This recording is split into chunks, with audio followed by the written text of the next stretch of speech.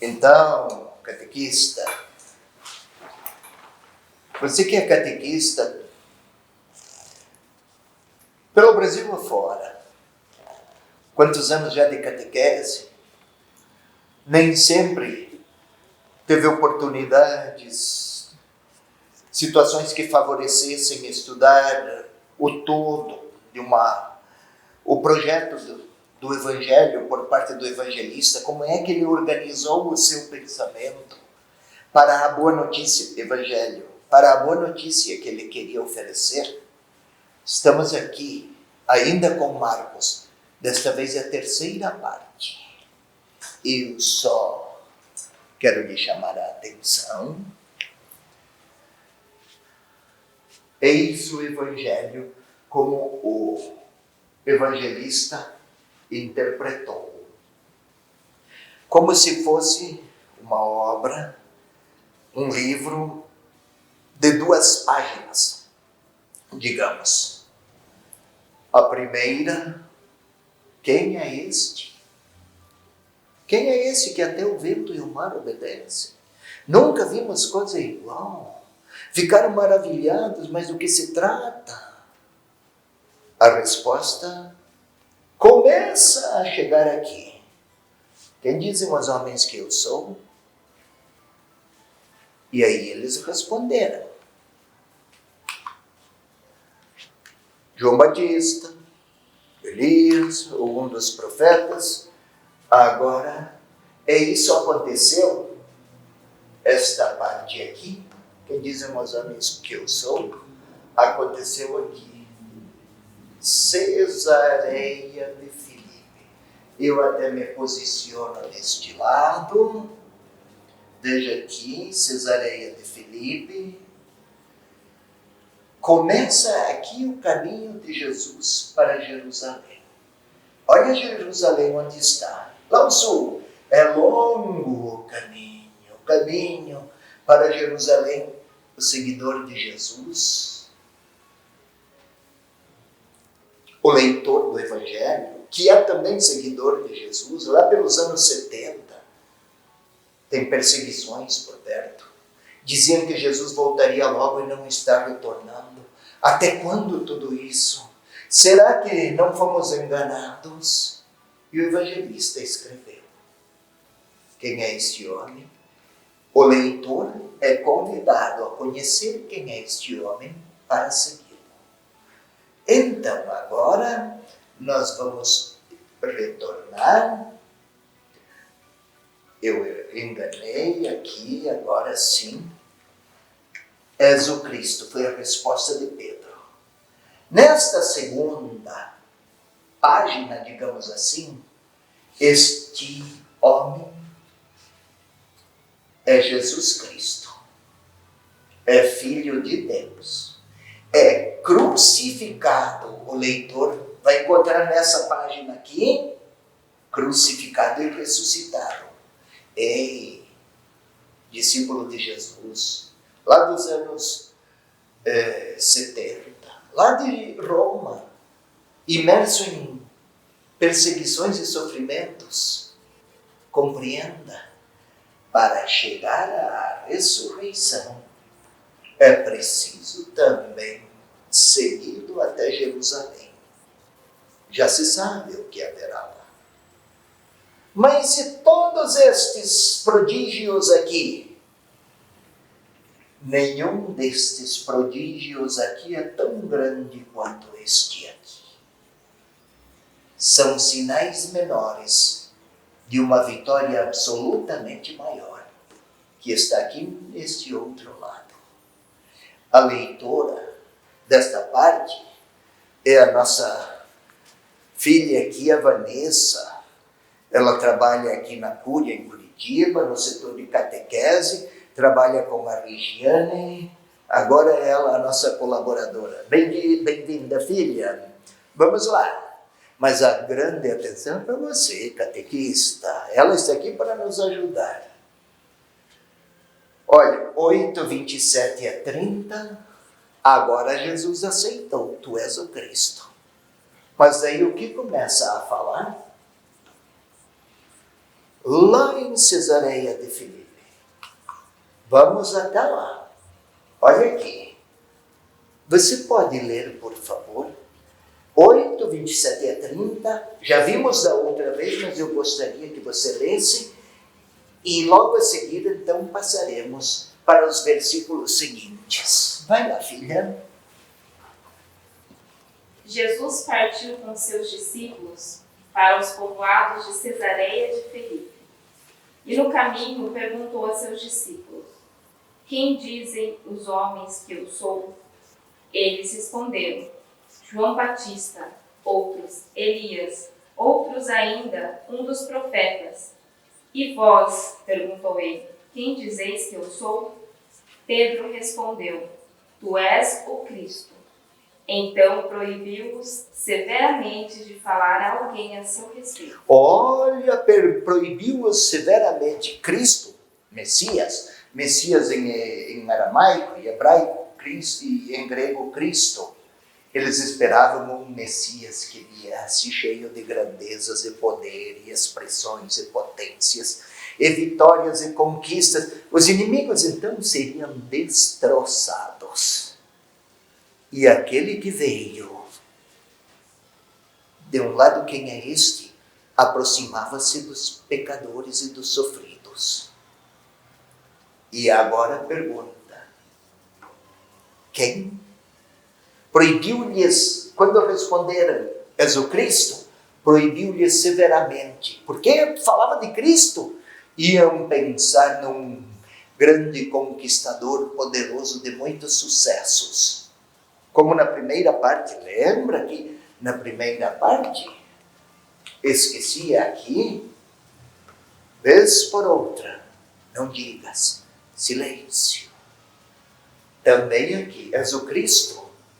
Tá, mas silêncio, enquanto não explicar. Vamos até lá? Agora vamos ao versículo 30 em seguida e 31. O que vai falar? Agora que já disseram, és o Messias, e ele aceitou o título, vai dizer o quê? Vai lá.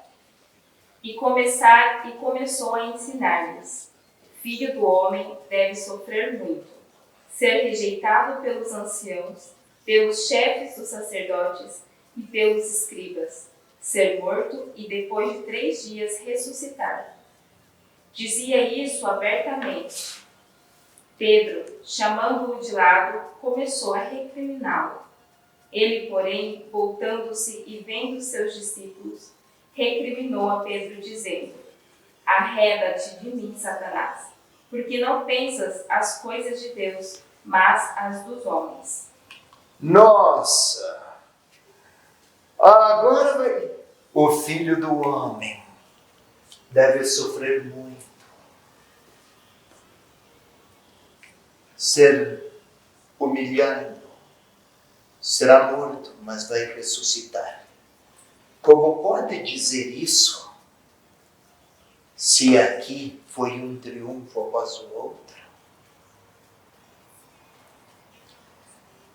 Veja, onde é que aconteceriam todas essas coisas? Lá em Jerusalém. Partem da região cheia de prosperidades e sucessos e prestígio econômico. O caminho para Jerusalém é longo. Estava fácil seguir Jesus aqui. A cada passo um novo milagre, que maravilha. Mas vai seguir aqui? Filha Vanessa, queira ler novamente. Eu fico aqui e você, telespectador, catequista que está acompanhando, fica comigo.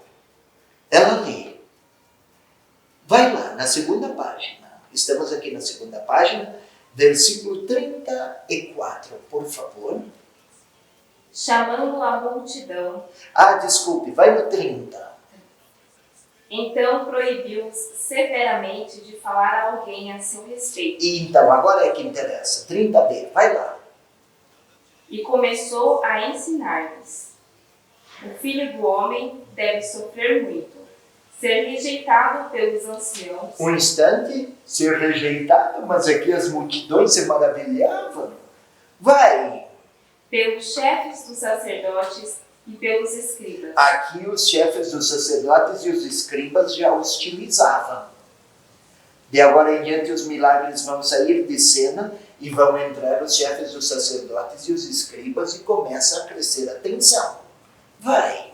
Ser morto e depois de 3 dias ressuscitar.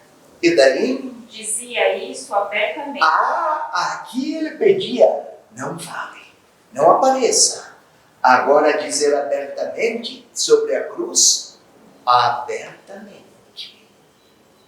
Oh, telespectador, telespectadora, catequista, abertamente.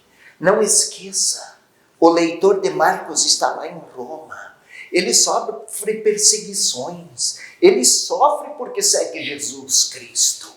E ele se pergunta por que assim, com a tentação de abandonar tudo.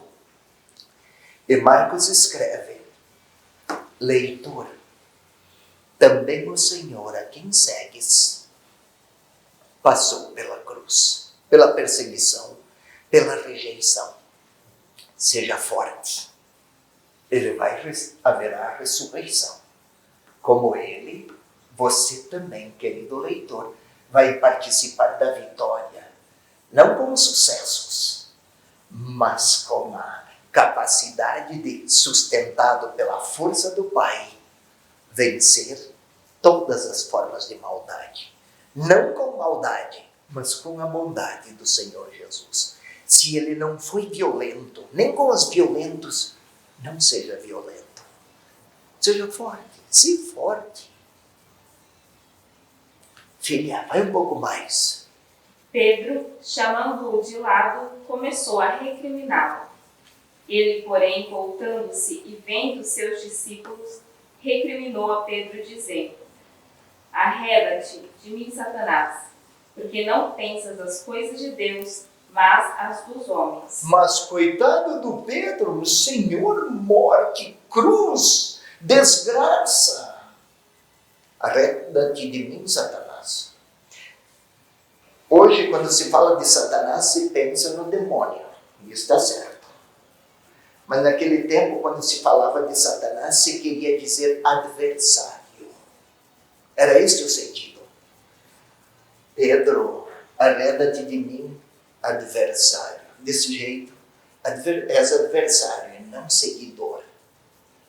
Era esse o sentido. Não é que Pedro é um demônio. Não! Pedro é igual a qualquer cristão de qualquer tempo, como nós hoje. É fácil crer quando tudo vai bem, né? Agora, quando o caminho tem a cruz, nem sempre é fácil. Vai um pouco mais. Chamando a multidão, juntamente com seus discípulos, disse-lhes: Se alguém quiser vir após mim... Ou seja, se alguém quer ser meu discípulo, sabe? Controle-se, Vanessa. Discípulo é aquele que segue o mestre. O mestre vai e o discípulo vai atrás. O mestre caminha, o discípulo caminha. O mestre gira para a esquerda, o discípulo gira para a esquerda. O mestre vai para Jerusalém, o discípulo vai a Jerusalém. O mestre abraça a cruz, o discípulo abraça a cruz. O mestre ressuscita, o discípulo ressuscita. Então Pedro não quer ir para Jerusalém, daí não é discípulo.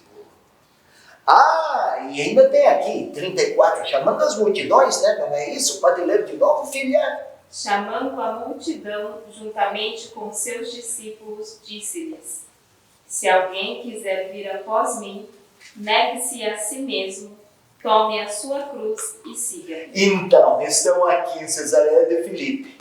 Se alguém quer ser meu discípulo, negue-se, despoje-se dos próprios interesses e me siga. Começou a viagem. Olha que viagem longa até Jerusalém. Leitor do Evangelho que está com a tentação de abandonar tudo e chutar o balde. Catequista que tem a tentação de abandonar tudo e chutar o balde. Se quer ser discípula ou discípulo, vamos com ele para Jerusalém. E na catequese tem às vezes algumas cruzes que doem. que fere. Vamos para Jerusalém com ele? Vamos novamente, e agora vai. 9:7, o que temos, por favor? Agora nós vamos dar um passo. Começou o caminho para Jerusalém. Lá em 9:7, o que temos? Vamos ver, 9:7. E uma nuvem desceu, cobrindo-os com sua sombra. E da nuvem saiu uma voz: Este é meu filho amado, ouvi-o. Bom, o caminho começou lá em 8:34 e estão a caminho. Começou aqui, já desceram bem. Estão mais ou menos aqui, ó, onde tem Monte Tabor. Subiram a montanha. Jesus subiu a montanha com Pedro, Tiago e João. A transfiguração.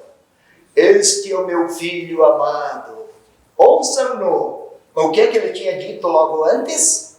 Tem cruz. Escutem-no. Vão com ele para Jerusalém. E olhe, Pedro, o que quis fazer? Pode seguir, por favor? Segue 9:7 e os seguintes. E da nuvem saiu uma voz: Este é meu filho amado, ouvi-o.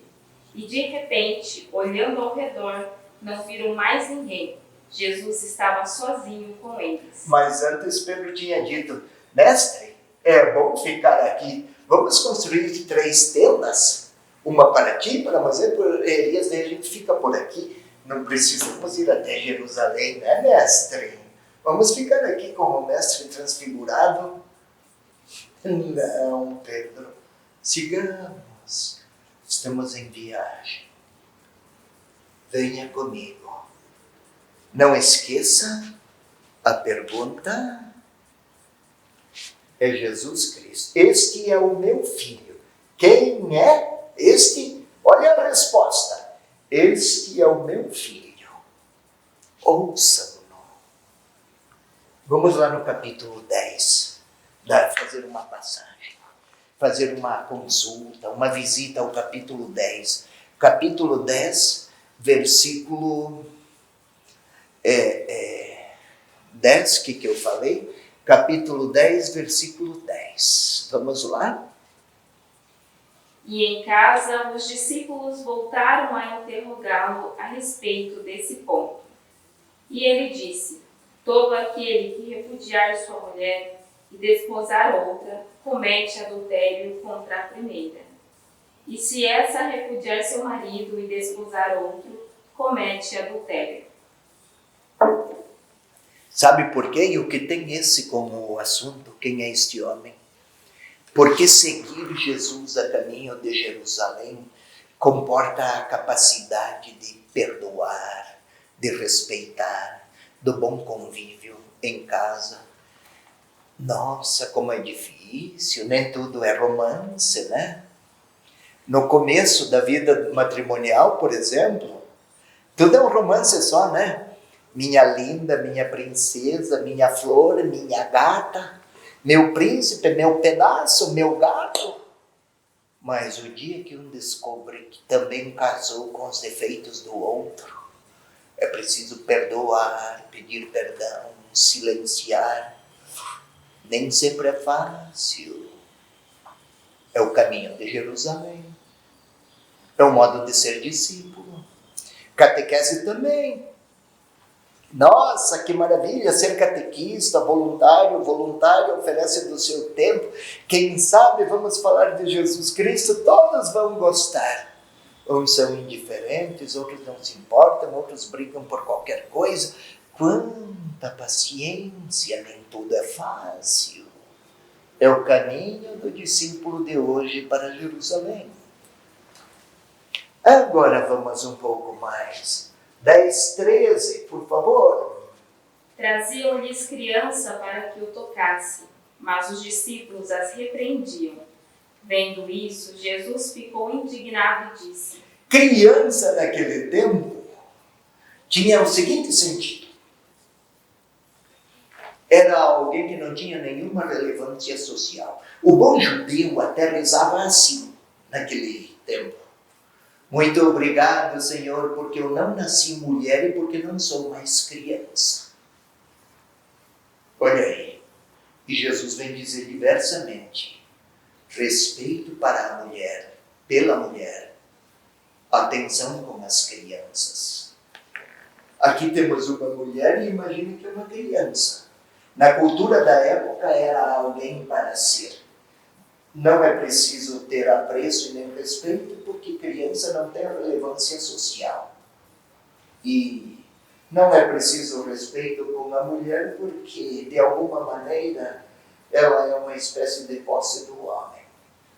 O discípulo é chamado a rever tudo. Despojar-se inclusive de hermenêuticas sociológicas e olhar para a criança e para a mulher como pessoa preferida de Deus.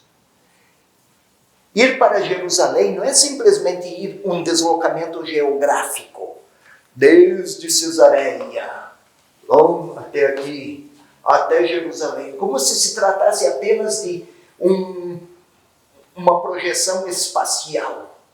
É mudança de mentalidade, é preciso mudança da própria interioridade, é preciso rever tudo, é preciso deixar de maravilhar-se com grandes prodígios para perceber que as escolhas de Deus seguem os caminhos dos pequenos. O leitor de Marcos está numa crise danada e o evangelista quer dizer: seja forte. Você que está imersa numa crise profunda, já os discípulos também no tempo de Jesus, o que fizeram? Como venceram? Deixando o Senhor falar e ouvindo a sua palavra. Pela palavra acolhida, é possível ir a Jerusalém. Com ele. Jerusalém não é um lugar geográfico, mas experiência existencial. Observem que os milagres estão desaparecendo e as experiências de cruz estão em sequência. Nós vimos aqui, vai, por exemplo, 28 e 29. 10, 28 e 29.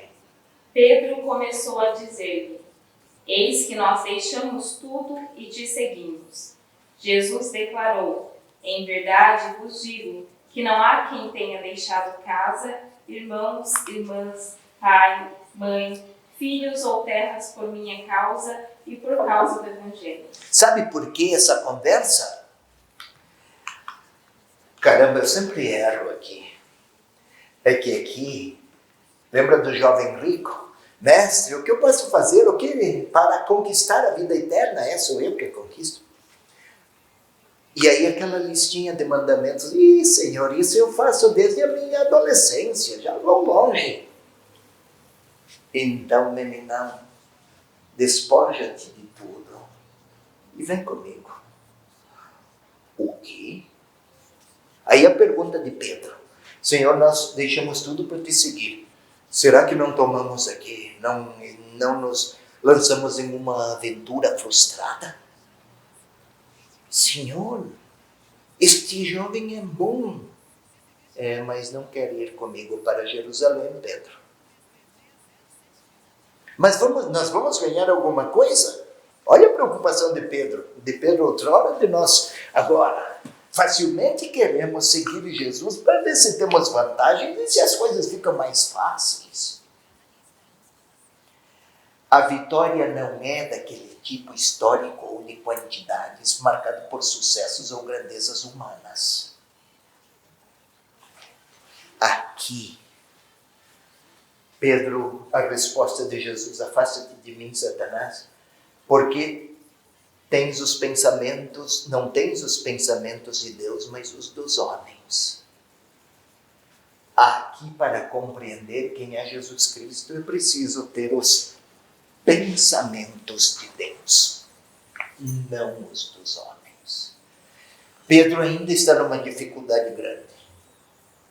Deixamos tudo e te seguimos, Senhor. Será que não entramos num barco furado? Não nos lançamos numa aventura vazia, perigosa, ameaçadora, traiçoeira? Isto Pedro. O leitor do Evangelho lá de Roma perseguido Será que vale a pena? O leitor do Evangelho de hoje também sofre as mesmas tentações. Vale a pena mesmo? E o evangelista vai responder. Vai aos poucos, um passo depois do outro. Os milagres, já falei, não estão mais tão numerosos. Mas vamos agora ao capítulo 10, versículo 32 a 34, por favor. Estavam no caminho, subindo para Jerusalém. Olha aí a notícia de Jerusalém, né? Vamos ao mapa. E daí? Jesus ia à frente deles. Estavam assustados e acompanhavam-no com medo. Com medo porque estamos a caminho de Jerusalém e por aquilo que Jesus disse, lá tem a cruz. Jesus ia à frente. Olha o detalhe. É Jesus que nos puxa. Era Jesus que os puxava. Sozinhos não conseguem. Nem na cruz. Jesus ia à frente. Olha a dificuldade deles. Qual era a dificuldade? Observe. Vamos ver aqui. Tomando os 12 novamente consigo, começou a dizer o que estava para lhe acontecer. Eis que subimos para Jerusalém, e o Filho do Homem será entregue aos chefes dos sacerdotes e aos escribas. Eles devem estar com saudades daqueles tempos, né? Que aqui cada semaninha tinha um milagre admirável. E agora é a segunda vez que Jesus está falando de Jerusalém. E de paixão, morte e ressurreição. Mas será que precisa?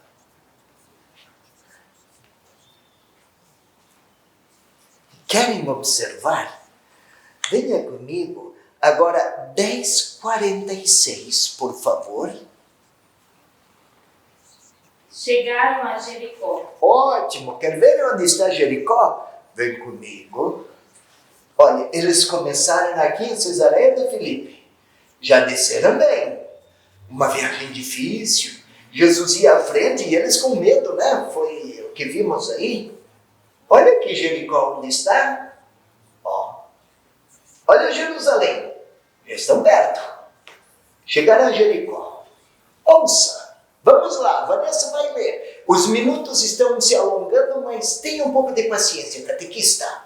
Vai lá. Ao sair de Jericó, com os seus discípulos e grande multidão, estava sentado à beira do caminho, mendigando, o cego Bartimeu, filho de Timeu.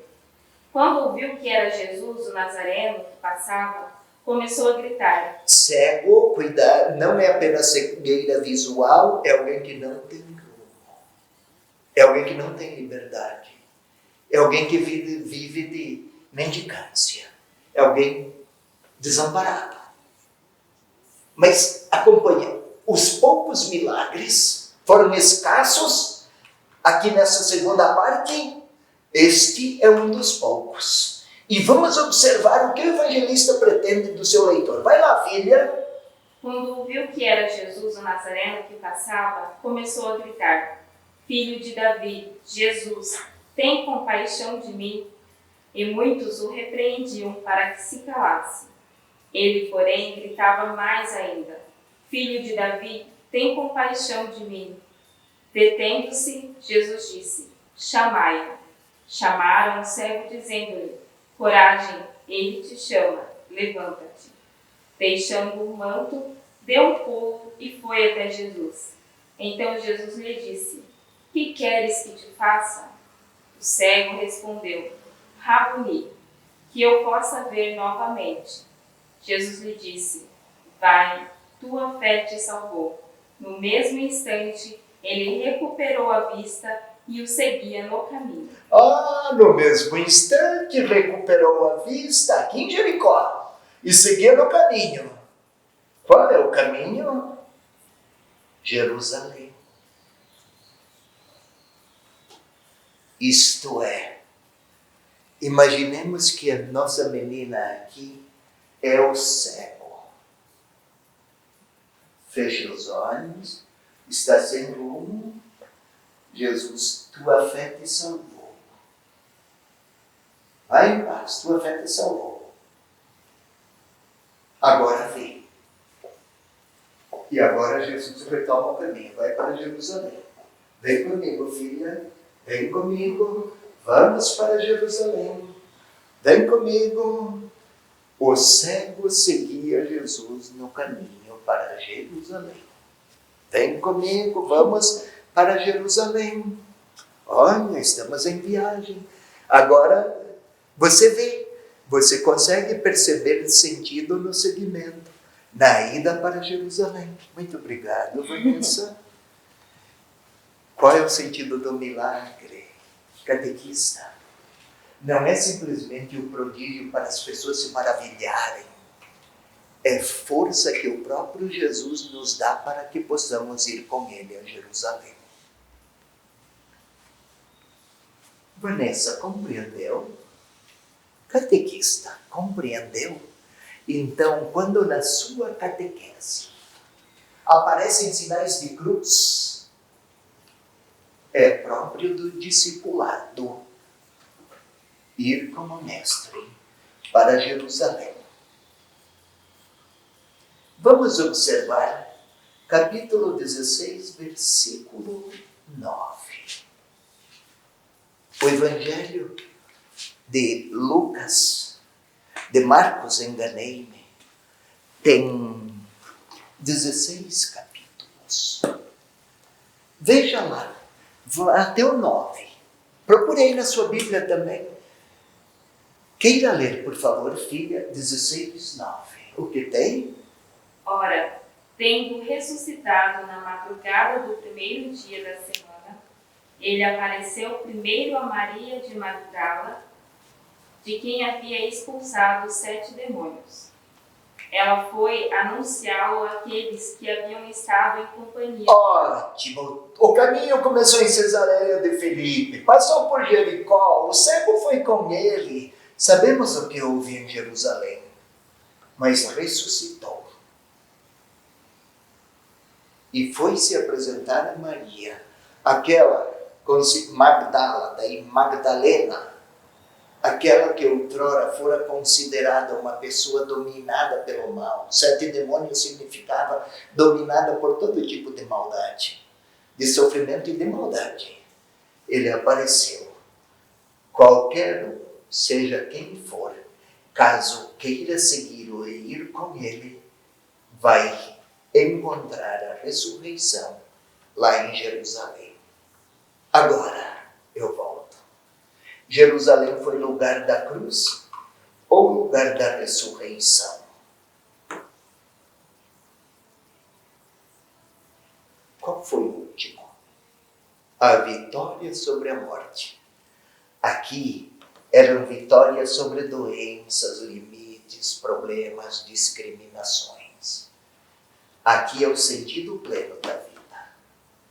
Quem sou eu? É aquele que vence toda a maldade no mundo. Lá em Jerusalém houve a mais grave e pior das maldades que se poderia fazer ao Filho de Deus. Mas o Filho de Deus não foi mau, nem mesmo com aqueles que o condenavam. Ele poderia ter fugido da cruz, mas daí teria uma força maior do que ele. Ele poderia ter se defendido dos violentos, mas daí teria que ser violento com quem fazia violência. Nem violento e nem temeroso. Mais poderoso do que qualquer forma de maldade. Agora eu vou lhe apresentar uma última parte que eu gostaria que você compreendesse, querido catequista. A perspectiva teológica. Olhe, antes é esquema teológico da obra redigida. Agora, a perspectiva teológica, perspectiva é para onde eu quero ir. Para onde o evangelista quer levar o seu leitor. Eu sei que passo um pouco dos minutos das outras vezes, mas venha comigo. Observe. Filha, capítulo 1, versículo 1 de Marcos. Lá no início. 1. Eu gostaria que você acompanhasse, catequista está aí com a sua Bíblia. Muita atenção agora. Vai, filha. Princípio do Evangelho de Jesus Cristo, Filho de Deus, conforme está escrito... Filho de Deus. Que maravilha, não é? Nossa, o Filho de Deus. Olha aqui o salto que dá. Vamos até aqui. Quase no final do Evangelho. 15:39. Veja aqui. 15:39. Lá no final do Evangelho. Princípio do Evangelho de Jesus Cristo, Filho de Deus. É como se tudo estivesse debaixo deste grande guarda-chuva aqui. Lá no 15:39, quase no final, o que tem? O centurião que se achava bem de frente dele, vendo que havia expirado desse modo, disse... Opa! O centurião, aquele que participou da crucifixão, que estava bem diante dele, vendo que expirara, que entregara o seu espírito desse modo, então disse o quê? Verdadeiramente, este homem era filho de Deus. Oh! Opa! Quem é este? Princípio do Evangelho de Jesus Cristo, Filho de Deus. Quem é o Filho de Deus? É o crucificado. O modo como ele abraçou a cruz e perdoou até na cruz, somente um Filho de Deus para tudo isso.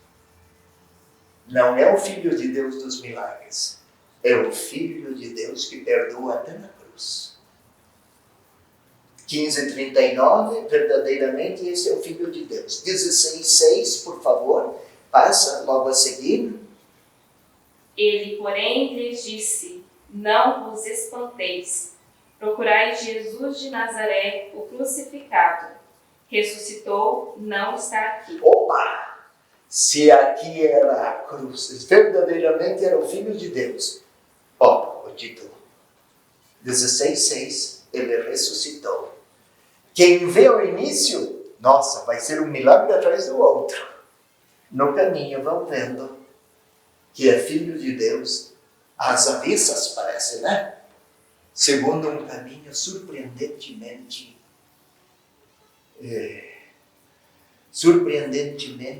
comovente, impressionante, mas que vai exigir uma mudança de mentalidade. A vitória de Deus não se dá mediante sucessos humanos, mas mediante o amor humano até o extremo. Pode até assassinar o Filho de Deus, mas não pode impedir que o Filho de Deus perdoe até naquela hora. Pai, perdoa-lhes porque não sabem o que fazem. É muito amor. É Filho de Deus. Mas vamos recomeçar o caminho agora para estas. Como é que eu vou daqui, Filho de Deus, até aqui, Filho de Deus, que ressuscitou? Qual é o caminho? Por favor, filha, capítulo 2, versículo 5. Para que eu possa compreender que o Filho de Deus daqui passa pela cruz aqui, o que me é pedido, segue 2:5. Jesus, vendo sua fé, disse ao paralítico: Filho, teus pecados estão perdoados. Tem fé. 4:40. Agora é a tempestade. Agora é a tempestade acalmada. 4:40. Venha comigo. 4:40. Sim. Depois perguntou: Por que tendes medo? Ainda não tendes fé? Parece que a tempestade acalmada, o problema não é o vento, nem o mar. É a insuficiência de fé. O mar vai engolir aqueles que não creem. As potências malignas. 5:34. E ele disse-lhe: Minha filha, a tua fé te salvou. Vai em paz, fique curada desse teu mal. Ah, então, parece que o problema aqui, a fé foi solução. Aqui era a falta de fé, poderia naufragar. Aqui, a mulher de fé se viu curada. 10:52.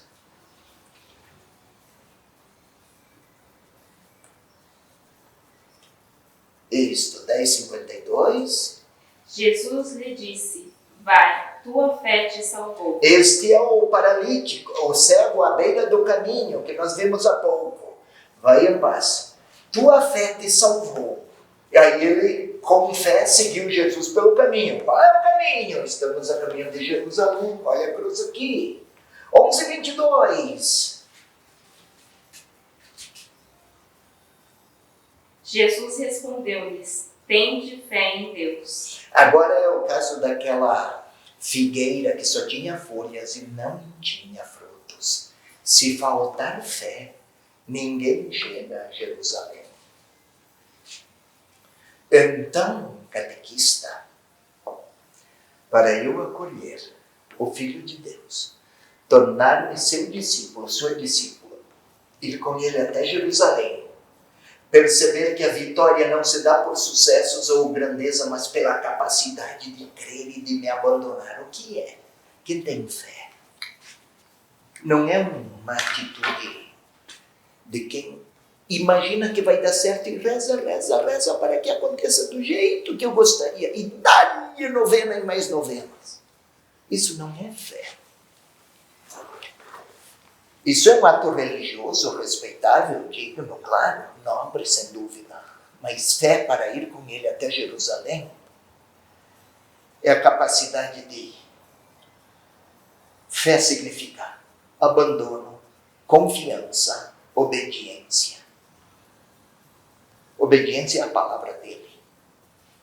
Eu não sei como vai ser, mas com ele eu vou até Jerusalém e vou herdar a sua ressurreição.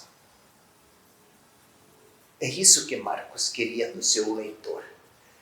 O leitor do seu evangelho é um homem ou mulher perseguido porque é amigo de Jesus Cristo. Lá em Roma, lá pelos anos 65 a 70, com um desejo secreto de abandonar tudo, porque é muito difícil ser cristão e seguir Jesus.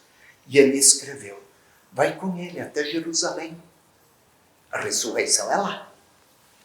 Vamos com ele? A catequese tem belas experiências de caminho para Jerusalém. Boa viagem para nós todos, discípulos de Jesus. E se você gostou deste vídeo, não esqueça de deixar o seu like e o seu comentário. Compartilhe com seus amigos também. E se você ainda não é inscrito no nosso canal, corre lá, se inscreva. E não esqueça de ativar o sininho de notificações, para que todas as vezes que nós postarmos alguma novidade, você seja avisado. Um abraço e até mais!